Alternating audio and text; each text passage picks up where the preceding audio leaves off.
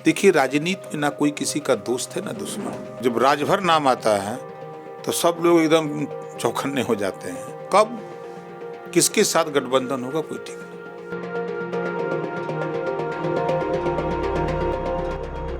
गठबंधन अगर आप देखेंगे सपा बसपा का, सपा कांग्रेस का, बसपा कांग्रेस का या किसी दल का गठबंधन आप देखेंगे तो चुनाव के 4 महीना 5 महीना पहले होता है।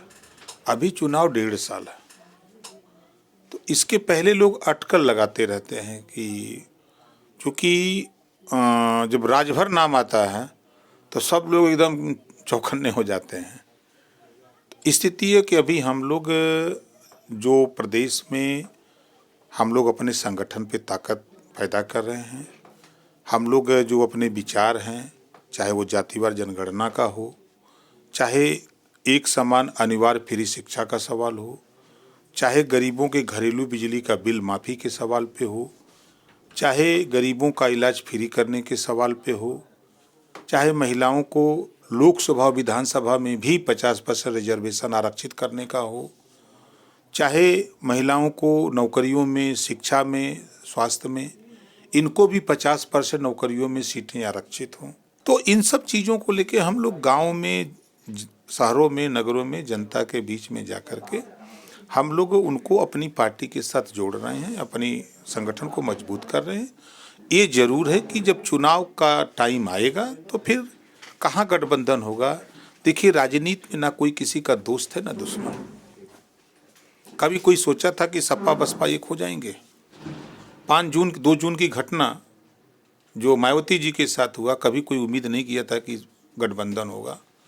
महबूबा मुफ्ती अलगाववाद की बात बीजेपी बार बार कहती थी कि देश से अलगाव की बात करती है, लेकिन बीजेपी ने खुद समझौता कर लिया।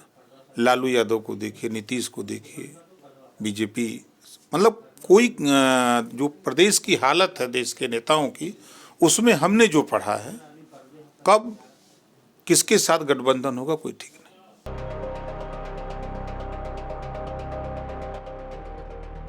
देखिए, समाजवादी पार्टी माननीय मुलायम सिंह जी जब जिंदा थे तो खुद वो अपने बिरादरी का नेता नहीं बनने दिए, इकलौते नेता बन के रहे। कोई नहीं चाहता है कि कोई लीडरशिप हमारे सामने खड़ी हो। आज पिछड़े समाज में ओम प्रकाश राजभर उनके हक के लिए, जिनको जो वंचित है, नाई है, गोंड है, पाल है, प्रजापति है, बिंद है, केवट है, मल्लाह, कश्यप है, राजभर है, जुल्हा है, दुनिया अंसारी है, साई है, दर्जी है, फकीर है, तमाम ऐसे वंचित समाज के लोग हैं जिनको हिस्सा नहीं मिला। आज़ादी के बाद विकास की किरण उनके घर तक नहीं पहुंची। तो ऐसे लोगों को जब हम जगा रहे हैं, बता रहे हैं, तो ये बात सबसे ज़्यादा अगर बुरा लग रही है तो समाजवादी पार्टी को बुरा लग रही है कि भाई आप मुसलमानों का तो वोट लोगे 20%, मुसलमानों का वोट लोगे, लेकिन जब मुसलमानों को हिस्सा देना होगा आप हिस्सा नहीं दोगे। अगर ये बात ओम प्रकाश राजभर बोलेगा तो बीजेपी को बुरा नहीं लगेगा, बसपा को बुरा नहीं लगता है, लेकिन बुरा सपा को क्यों लगता है? इस नाते कि आपने उसका उपयोग किया, उसको हिस्सा नहीं दिया। आज पुलिस की भर्ती में आपने अपनी कौम को तो कर लिया, लेकिन मुसलमान को क्यों नहीं भर्ती किया? जबकि आपके वोट का वो 3 गुना वोट आपको पार्टी को दिया, लेकिन आपने उसको नहीं दिया। ये समाजवादी पार्टी के लोग नहीं, ये बात मत बोलो। हमने सवाल किया, कश्यप है, कुशवाहा शाक्य सैनी माली है, पाल प्रजापति है, आरक अर्कबंसी बंजारा बहेलिया खंगार बारी बियार है, इसको हिस्सेदारी दो। चाहे वो राजनीति हो, शिक्षा हो, स्वास्थ्य हो, नौकरी हो, इनको हिस्सेदारी कैसे मिले? सामाजिक न्याय समिति की रिपोर्ट एक बार भी समाजवादी पार्टी नहीं बोलती है, एक बार भी उनकी जबान समाजवादी पार्टी के नेता की नहीं खुलती है कि कम से कम हम जो है इस इशू पर जो है सदन में बोले या सदन से बाहर भी बोलें। इस नाते कि जब सामाजिक न्याय समिति की रिपोर्ट जो ये लूट रहे हैं हिस्सा, अति पिछड़ों का, अति दलितों का जो हिस्सा लूट रहे हैं, तो लूट नहीं पाएंगे। इस नाते सामाजिक न्याय समिति की रिपोर्ट लागू करने से ये भागते हैं।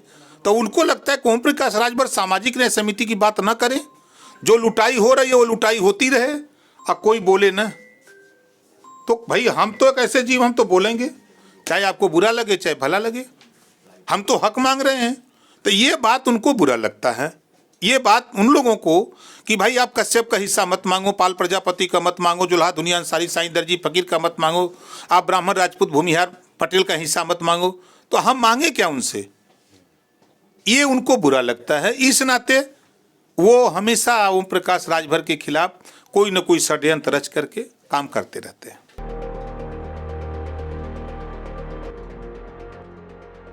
आप अगर सच्चाई को देखिए, 22 के चुनाव में शिवपाल यादव जी समाजवादी पार्टी के सिंबल पे चुनाव लड़े हैं।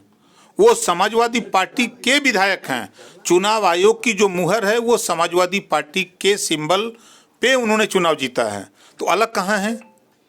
फिर निकाय बाई इलेक्शन आया, फिर वो समाजवादी पार्टी का प्रचार किए। अगर वो प्रगतिशील समाजवादी पार्टी बनाए तो विधानसभा में चुनाव लड़ते, अकेले एक ही सीट अपनी पार्टी से लड़ते, तब मैं मानता कि ये वो अलग हैं। ऐसा तो कुछ नहीं कर रहे हैं, तो कोई असर नहीं है। देखिए, समाजवादी पार्टी जैसे बिहार में राष्ट्रीय जनता दल को लोग जंगल राज की पार्टी, उनके राज में जंगल राज हुआ। आज यहाँ आम चर्चा होती है कि समाजवादी पार्टी के राज में गुंडई होती है, गुंडा राज के नाम से लोग चर्चा करते हैं। तो आप किसी की जमीन जबरी कब्जा कर लोगे, किसी को मार दोगे, रोने नहीं दोगे, FIR नहीं करने दोगे, सरकार आपकी बन जाएगी, तो क्यों आपको वोट देगा? तो ये शिवपाल जी के जाने से और आने से समाजवादी पार्टी को न कोई लाभ है न कोई नुकसान है।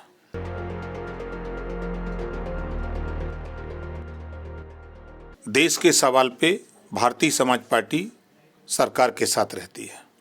अगर विपक्ष को ऐसा लगता है तो विपक्ष इतने दिन क्यों सोया था? अगर ये चीजें थी तो विपक्ष ऐसा क्यों और सोया क्यों था? इस नाते विपक्ष अगर वो आरोप लगा रहा है तो उसको साक्ष्य देना चाहिए।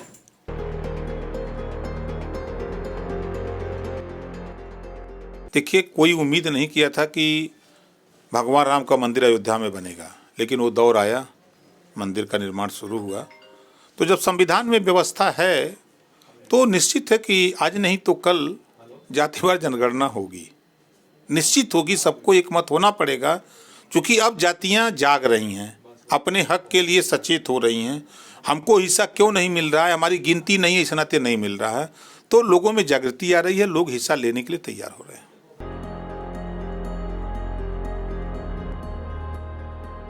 प्रदेश में जैसे गांधी जी के देश में देश आज़ाद हुआ तो गांधी जी का प्रदेश हुआ गुजरात, तो गुजरात में गांधी जी के नाम पे शराब बंद हो गई। तो गांधी जी ने पूरे देश को आज़ाद कराया था, तो शराब से आज़ादी पूरे देश को दिलानी चाहिए कि न कि गुजरात को। तो उसकी तर्ज पे बिहार में शराब बंद हुई, पांडिचेरी बंद हुई, तो फिर उत्तर प्रदेश में या देश में शराबबंदी क्यों नहीं हो जाती? आज देखिए, चाहे यूपी हो, बिहार हो, किसी स्टेट में देखिए, शराब पी करके कोई साल ऐसा नहीं या कोई महीना ऐसा नहीं है कि जो 25-50 लोग 100 लोग न मर रहे हों। अभी बिहार में देखिए क्या बवाल हो गया,